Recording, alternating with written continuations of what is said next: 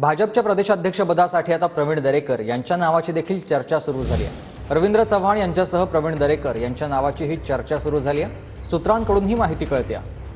रवींद्र चव्हाण यांना मंत्रिपद नाकारल्यानंतर त्यांची देखील या पदासाठी चर्चा होत असतानाच आता प्रवीण दरेकर यांच्याही नावाची चर्चा सुरू झालेली आहे।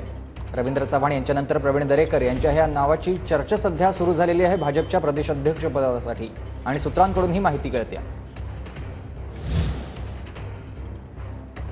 भाजपचे प्रदेशाध्यक्ष सध्या चंद्रशेखर बावनकुळे हे मंत्री झालेले आहेत राज्यामध्ये आणि त्यामुळेच आता या पदावरती कोणाची वर्णी लागणार या संदर्भातली चर्चा सुरू असतानाच रवींद्र चव्हाण यांचं नाव चर्चेत आलेलं होतं आणि यावेळेला रवींद्र चव्हाण यांना मंत्रिमंडळात स्थान देण्यात आलेलं नाहीये, त्यामुळे ते भाजपचे प्रदेशाध्यक्ष होतील असं म्हटलं जात होतं। पण त्यानंतर आता प्रवीण दरेकर यांचंही नाव चर्चेत आलेलं आहे।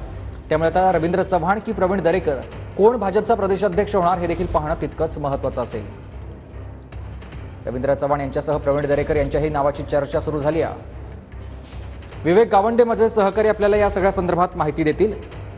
विवेक, भाजप प्रदेशाध्यक्ष पदासाठी प्रवीण दरेकर, रवींद्र चव्हाण यांच्या या दोन नावांची चर्चा सध्या सुरू आहे। चंद्रशेखर बावनकुळे यांच्या मंत्रिमंडळातल्या समावेशानंतर आता प्रदेशाध्यक्ष पदासाठी दोन नावं जी आहेत ती चर्चेत, त्यामध्ये प्रामुख्यानं प्रवीण दरेकरांचं नाव जे आहे त्याचा पुढे येत आहे। प्रवीण दरेकरांनी गेल्या या विधानसभा निवडणुकीमध्ये पडद्यामागे राहून महत्वाचं काम जे आहे ते या संपूर्ण संदर्भात केलं आणि देवेंद्र फडणवीस यांचे निकटवर्तीय म्हणून त्यांना पसंती जी आहे ती या ठिकाणी दिली जात आहे। विधान परिषदेमध्ये विरोधी पक्षनेते म्हणून त्यांनी उल्लेखनीय काम केलं आहे। मराठा आरक्षणाच्या प्रश्नाच्या संदर्भानं देखील महत्वाची भूमिका जी आहे ते या संपूर्ण संदर्भात आणि मराठा चेहरा म्हणून जातीय समीकरण साधताना प्रवीण दरेकर यांच्या नावाची भाजप प्रदेशाध्यक्ष पदासाठी चर्चा सुरू असल्याची माहिती जी आहे ती या सूत्रांकडून मिळते आणि एकंदरीत मनसेतील कामाच्या संदर्भानं राज्यभरात त्यांच्या चेहऱ्याची जी ओळख आहे त्या अनुषंगानं याचा फायदा हा भाजपला या आगामी काळामध्ये व्हावा यासाठी सुद्धा प्रवीण दरेकरांच्या नावावर जे आहे ती या ठिकाणी चर्चा केली जात असल्याची माहिती मिळते। नक्कीच, धन्यवाद तुम्ही दिलेल्या सविस्तर माहितीसाठी।